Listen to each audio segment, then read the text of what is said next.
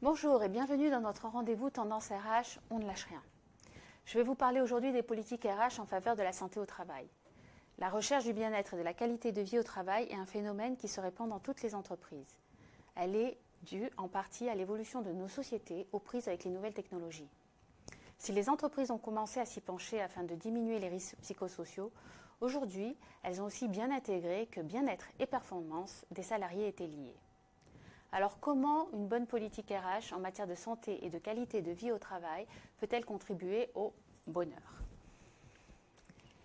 Les leviers mis en place par les entreprises sont nombreux. Tout d'abord, il y a les environnements de travail. L'espace de travail constitue un élément essentiel à la qualité de vie au travail. Les tendances actuelles sont de créer des espaces conviviaux ou dédiés à des temps de pause comme la sieste. On a dans l'esprit la start-up, le baby-foot au sein des start-up. Il y a aussi au niveau des pratiques de management, on voit de plus en plus se développer l'innovation participative qui permet à chacune et chacun de s'exprimer et d'être reconnu. Les politiques de non-discrimination et d'égalité professionnelle contribuent également à une amélioration de la qualité de vie au travail. Il existe des formations, notamment dispensées par l'ANACT, pour préparer les négociations d'entreprise sur l'égalité professionnelle. De nombreux efforts sont également faits sur l'aménagement du temps de travail. Le télétravail, qui se développe, qui limite les trajets domicile-travail, peut être un vecteur également de qualité de vie au travail. La formation à la gestion du stress, l'hygiène de vie avec une restauration saine et équilibrée, et la possibilité aussi de plus en plus offerte aux salariés de pratiquer des activités sportives pendant la journée. En bref, c'est une affaire gagnant-gagnant.